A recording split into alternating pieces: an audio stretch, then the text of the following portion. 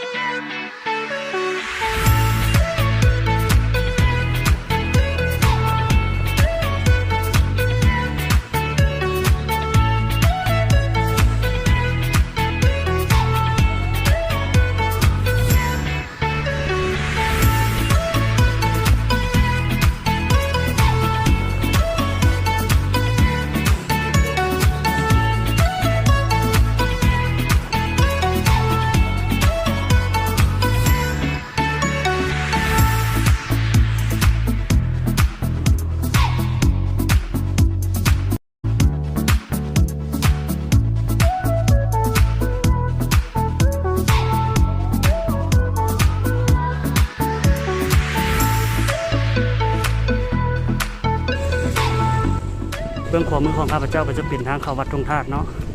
ซึ่งเพื่อนก็ได้บอกว่าทางเข้าวัดตรงธาตุเนาะ